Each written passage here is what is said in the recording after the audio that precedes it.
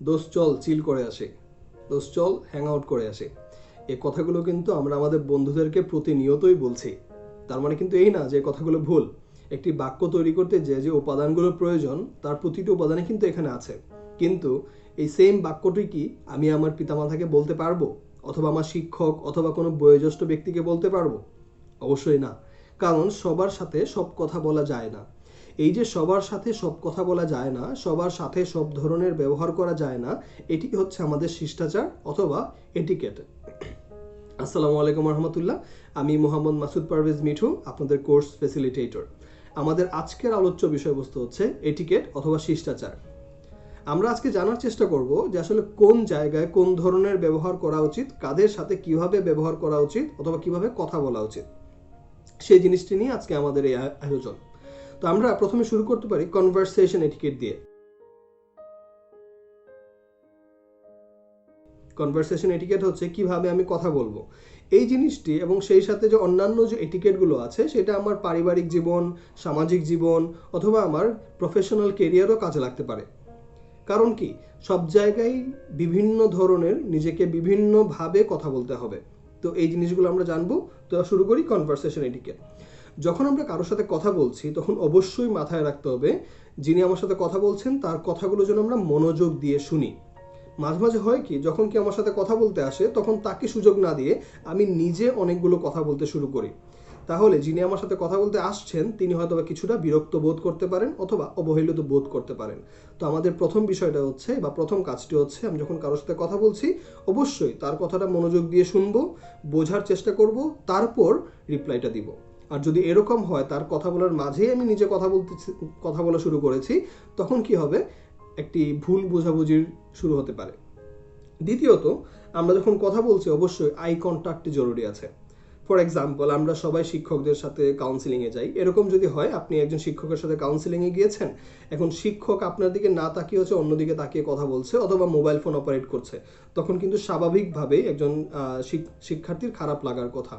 কারণ কি, eye contact একটি কথাকে অন্যভাবে বা অনন্য রকমভাবে উপস্থাপন করতে সাহায্য করতে পারে। আমি যখন কারোর সাথে চোখে চোখ রেখে কথা বলছি তখন তার সাথে কথা বলার যে গুরুত্বটি আছে সেই গুরুত্বটি অনেক বৃদ্ধি পায়। তো আমরা অবশ্যই চেষ্টা করব যার সাথে কথা বলছি আই কন্ট্যাক্টটি মেনটেন করার জন্য। তার মানে এরকম না যে আমরা স্টেয়ারিং করব, দ্যাট মিনস একদম এক চোখে তাকিয়ে থাকবো না। It can move, but eye কন্ট্যাক্টটিও যেন থাকে। তৃতীয়ত, আমরা যখন কারোর সাথে কোনো কথা বলছি তখন অবশ্যই টু দ্য পয়েন্ট কথা বলতে হবে। কারণ টু দ্য পয়েন্ট কথা না বললে হয় কি, আমরা বিভিন্ন সময় বিভিন্ন বিষয়বস্তু নিয়ে কথা বলা শুরু করি এবং আমি যে বিষয় নিয়ে কথা বলতে চাচ্ছিলাম সেটি অন্য একটি দিক নির্ধারণ করে নেয়। সেটি হতে পারে আমি কোনো বন্ধুর সাথে যখন কথা বলছি, আমি আমার পরিবারের কারোর সাথে কথা বলছি, বয়োজ্যেষ্ঠ কারোর সাথে কথা বলছি, আমার শিক্ষকদের সাথে কথা বলছি, তখন অবশ্যই যে বিষয়টি নিয়ে আমি কথা বলতে চাচ্ছি আমরা ওই পয়েন্টের মধ্যে থাকার চেষ্টা করব। Last but not the least, coping with unwanted conversation. এরকম অনেক সময় হতে পারে যখন আমি কারোর সাথে কথা বলছি অপরপক্ষ উত্তেজিত হয়ে আমার সাথে একটু বাজে ব্যবহার করা শুরু করেছেন। Then what should I do in the time? আমি কি নিজেও ওনার সাথে বাজে ব্যবহার করা শুরু করব বা বাজে ভাষা ব্যবহার করা শুরু করব? অবশ্যই না। আমি চেষ্টা করব ওই সময়টাতেও নিজেকে কীভাবে সফট রাখা যায়, নিজেকে কীভাবে পলাইট রাখা যায়, কারণ এই পলাইটনেসটাই কিন্তু আমার পার্থক্যটি তৈরি করে দেবে। সো আমরা যখন কারোর সাথে কথা বলছি অবশ্যই মাথায় রাখতে হবে আমরা যেন এই এটিকেট বা শিষ্টাচারগুলো মেনে চলি। দ্বিতীয়ত, আমরা কথা বলতে পারি আমাদের ড্রেসিং এটিকেট। কোন ধরনের পোশাক আশাক আমাদের পরা উচিত, এবং অবশ্যই আমাদের পোশাক আশাক যে জায়গাতে আমরা যাচ্ছি সেই জায়গাটা বিবেচনা করে এবং যে কাজে আমরা যাচ্ছি সেই কাজটি বিবেচনা করে করা উচিত। আমাদের আমাদের দেহের বা আমাদের যে কাপড় চোপড় আমরা পরি সবচেয়ে নিচে থাকে হচ্ছে আমাদের পায়ের জুতো। অবশ্যই চেষ্টা করতে হবে আমাদের পায়ের জুতোটি যেন সবসময় ক্লিন থাকে। কারণ ওই এইটাও পায়ের জুতোও কিন্তু একটা ইমপ্রেশন তৈরি করতে পারে, একটা অভিব্যক্তি তৈরি করতে পারে।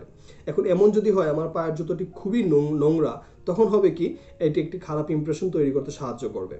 আমি যে পোশাক আশাক পরছি অবশ্যই সেই পোশাক আশাকের মধ্যেও একটা রুচিবোধ থাকতে হবে, মার্জিত জিনিসটি থাকতে হবে যেন আমার পক্ষে কোনো ধরনের অমার্জিত কোনো কিছু তৈরি না হয়ে যায়।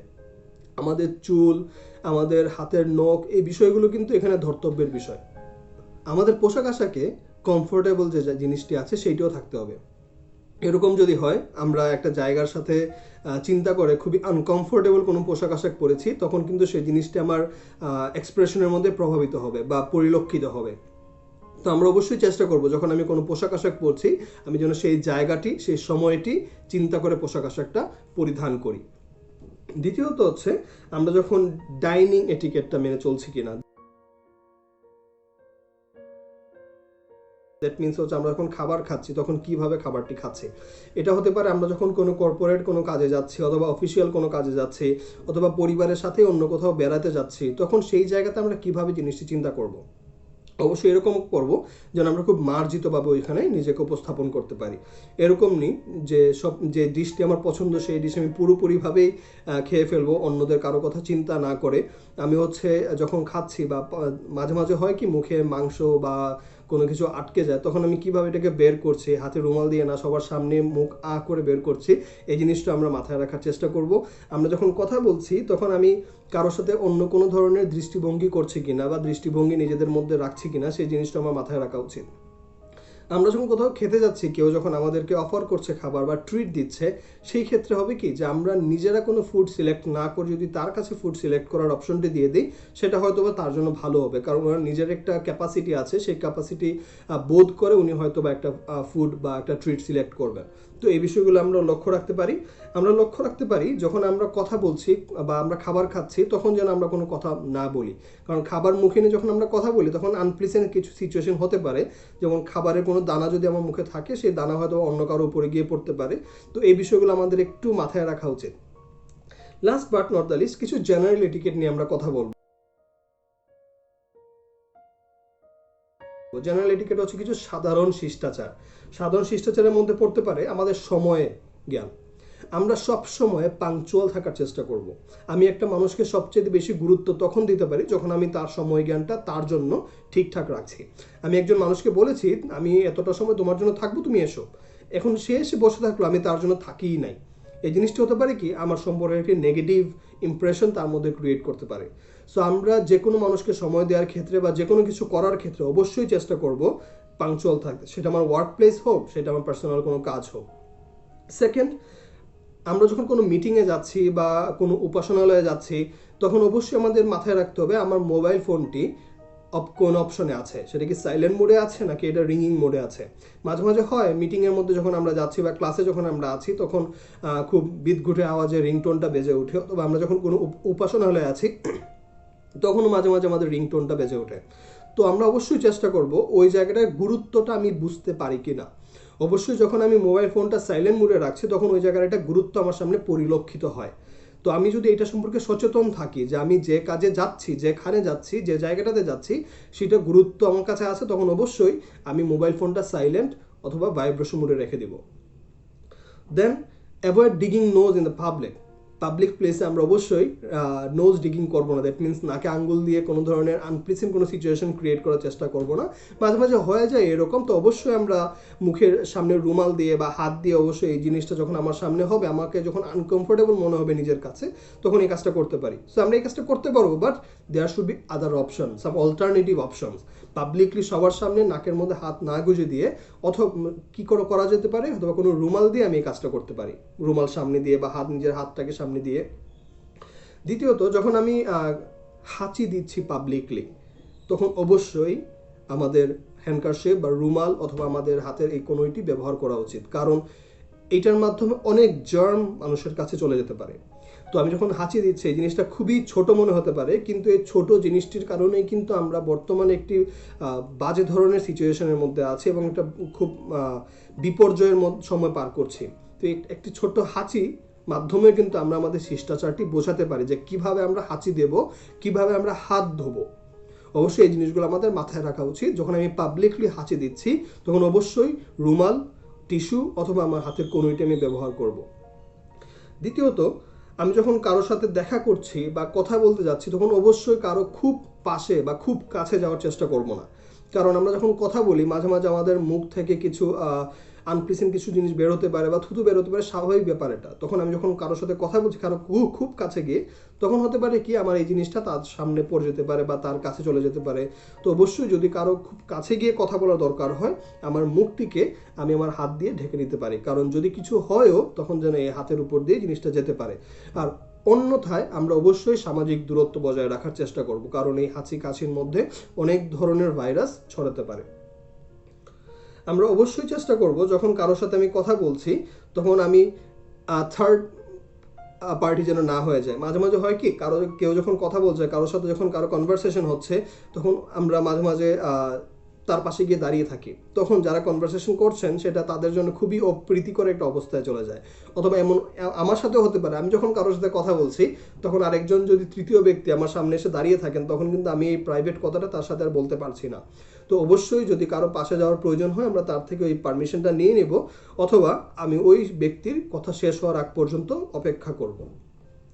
Last but not the least, আমরা যখন কারো সাথে কথা বলছি বা পাবলিকলি যখন স্মোকিং করছি, তখন এই জিনিসটা অবশ্যই মাথায় রাখতে হবে যে পাবলিকলি আমার স্মোকিং করাটা ঠিক আছে কিনা। আমরা যে স্মোকিং করি ঠিক আছে, তো অবশ্যই মাথায় রাখবো যে পাবলিকলি আমি এটা করবো কিনা, কারণ এই জিনিসটা অনেকের কাছে আনকমফোর্টেবল। তো এই আনকমফোর্টেবলের জায়গার কারণটা যেন আমরা না হতে পারি। আর একটি কথা বলেই শেষ করব, যখন আমরা কারো জন্য যখন আমরা কোনো জায়গাতে আসছি, যখন আমি দরজা দিয়ে প্রবেশ করছি, তখন এরকম হতে পারে যে আমার সাথেই আরেকজন দরজা দিয়ে প্রবেশ করতে চাচ্ছেন। তখন আমরা যেটা করতে পারি, আমি নিজে প্রবেশ করে তার জন্য দরজাটাকে ধরে রাখা। এটার মাধ্যমে কৃতজ্ঞতা প্রকাশ পায়। এরকম না যে আমি তার জন্য ধরে রেখে আমি নিজে গার্ড হয়ে গেলাম। It's not like this. আমরা ওই কৃতজ্ঞতা, এই কার্টিসি বোধটা যেন আমরা মেনটেন করতে পারি। সো আজকের এই চ্যাপ্টারের মাধ্যমে আমরা একটা জিনিস জানতে পারবো বা পাচ্ছি যে এই শিষ্টাচারটি আমার প্রয়োজন আছে।